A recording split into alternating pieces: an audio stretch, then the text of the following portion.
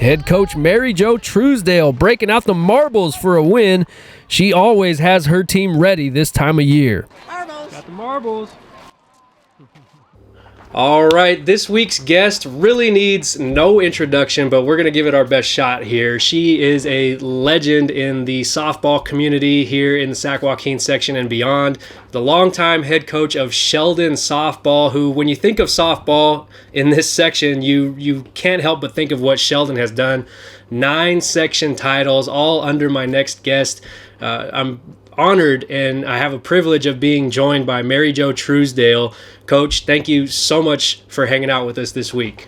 Well, thank you for having me. This is lovely. Well, let's get right into it.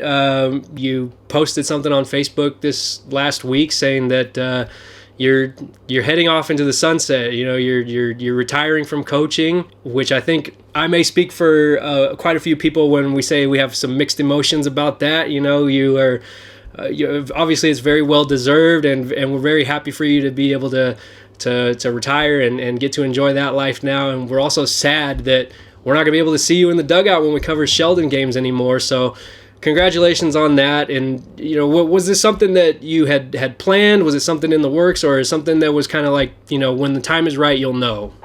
I think pretty much it was when the time is right, I was going to know. You know, I thought a little bit about it for the past few years, and it was a difficult decision to make. And I thought about it during the season, and I said, no, I really don't want to think about it because the focus has to be on the team. And I always decide at the end of every season if it's a good thing for me to do to continue. Especially for about the last 10 to 15 years, as I've gone into my 60s and my 70s. It's just time. You know, I think you just kind of know. I mean, there would never be a right time for me. I would love to coach until I'm 100. You know, it's really difficult to say goodbye, but there's no good time. Yeah.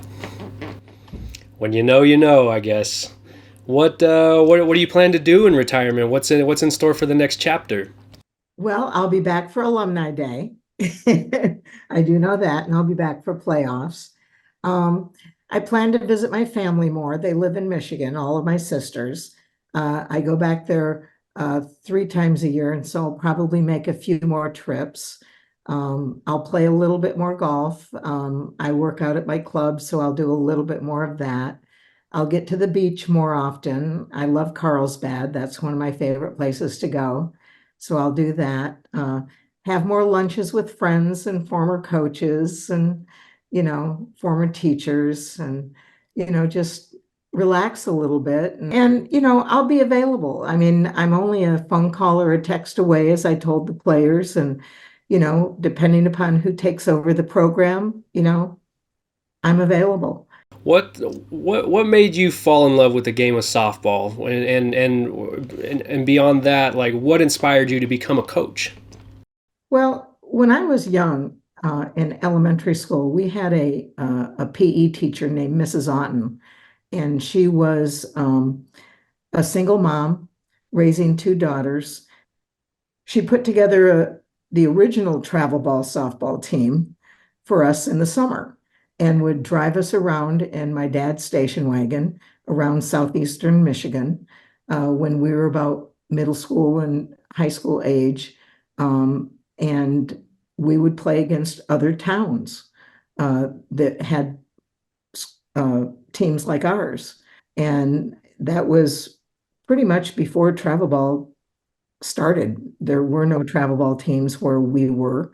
And so we just played softball, and she taught us so much about the game and life and working hard and just how to do things the right way. And I wanted to give back as a coach when I got older. And then when I moved to California, the JV softball position was open at Elk Grove.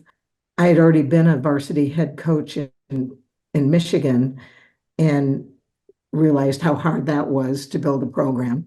And when I got the JV job at Elk Grove, I thought, well, this will be fun. I can just be a JV coach and develop kids and get them ready for varsity. And if they want to take the kids to varsity, that's okay. I'll be okay with it because I know what that's like. And I'll just do what I do and build character and I'll just do that the rest of my life. Well, within a year, I was the head coach at Elk Grove and then Sheldon opened and I had that opportunity and it was really difficult to leave Elk Grove. We had a great team and I really wanted to stay back at Elk Grove one more year with that group, but it was either go to Sheldon or not go to Sheldon. That was pretty much what was proposed to me. Either you go or you don't go. And I really wanted to open up the new school and start a program from scratch. And so I did. And we opened with freshmen and sophomores and we went varsity because why not? And there were only two teams at the school that went varsity the first year, and those were the softball team and the women's basketball team.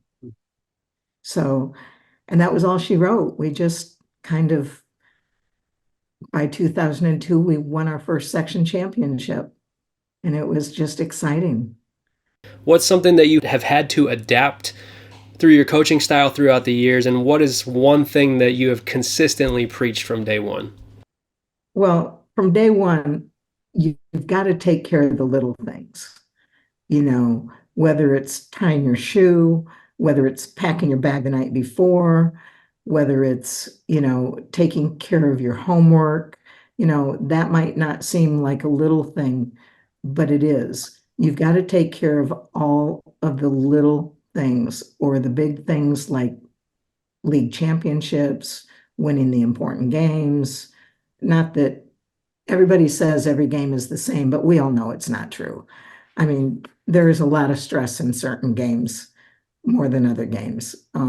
You've coached long enough, you know that you want to approach the game with the same mentality, but I mean, there's buildup, just those things, following through. That's the biggest thing that I've preached, I think. And then how about something that you've had to adapt to? Anything that you kind of had to, change up a little bit throughout the years? I think early on, I didn't listen as well as I could have. It was always, I was the structure. And I think structure is really important. But the one thing that I've done better as I've gotten older, and I preach this to anybody I mentor, and that is to listen, really listen carefully, because you can learn a lot from these young women. Every player is so different. And you can't approach every player the same. I mean, that's just not doable. And in the old days, you pretty much did approach every player the same. It was my way or the highway. And the only thing constant about life is change. And that's the one thing that I preach to them. And that's what I told them over and over and over again. And if you can't adapt to change, you're not going to live a very happy life because life is going to be full of changes. Well, you've certainly come up with a few traditions that I've noticed at Sheldon. One is handing out marbles at the end of the game. I got one this year for how I deserved it. I don't know, but I have it. I keep it in my camera bag and I take it wherever I go, whenever I cover a game. It's always special to me, so thank you for that. What started that tradition? Can you tell me a little bit more about that? Well, it started at Elk Grove High School. I needed to come up with something tangible to give to the players after we won a game. And so the thought just came to my mind that we're going to play for all the marbles. And so I started to make up these wild stories about where these marbles came from. And that they came from all different countries. And I searched high and low for them. And I would write this up and send them little notes about them. And it was pretty, it took a lot of time back in the day, but I would write them during my prep period and send them with a TA out to them. And it was pretty fun. One year before playoffs, I was sitting there and another player was in my room and and I was getting organized for playoffs, and I dropped my marbles, and I said, "Oh, damn, I lost my marbles." She just started laughing.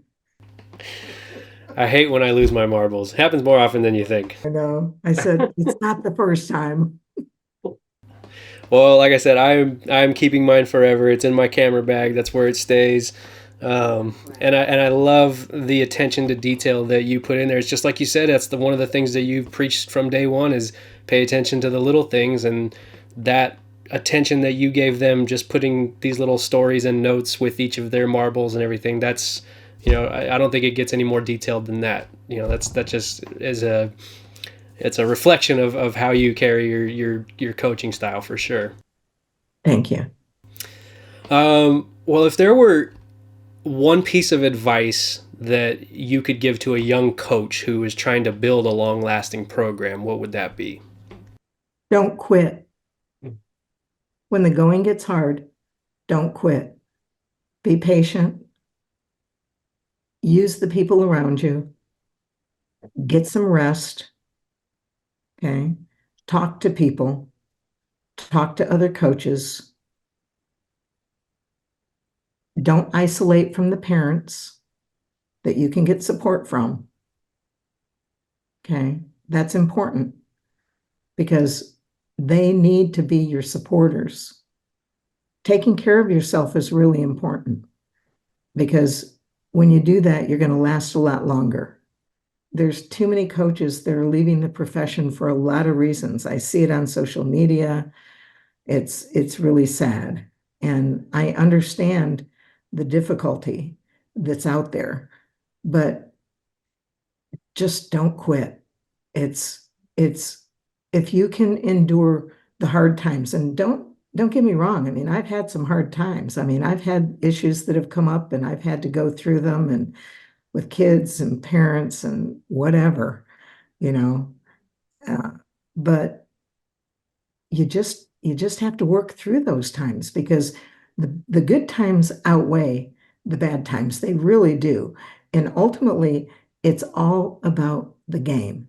It's all about the game and working with the players and giving those girls the opportunities. And that's what it's all about. It's not about the wins and the losses. I mean, they're going to come. If you're doing things right, eventually you're going to win some games. But it's really not about the wins and the losses. Ultimately, it's about them coming back with their degrees. It's about them coming back and saying, "Hey, coach, you want to go out to lunch?" It's putting together the alumni days and having them come back to see you. It's getting the text messages on your birthdays. It's all those things. It's them bringing their kids back, and them saying, "Hey, this was my coach." You know, it's all those things. And knowing that they've become independent young women.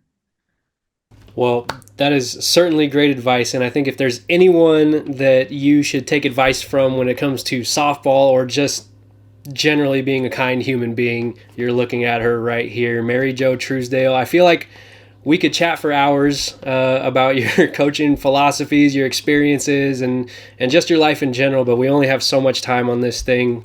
But it has been an absolute honor and a privilege to have been able to cover Sheldon High School over the past, however long I've been doing this. But you will certainly be missed. This area is not going to be the same without you in the dugout, and I hope you enjoy a well-earned retirement, and I appreciate you so much for joining us here on Premier Preps this week. Thank you, Nick. You do a great job. Keep it up. Oh, I can't tell you how much I appreciate you telling me that, and you are obviously welcome back anytime. Thank you so much.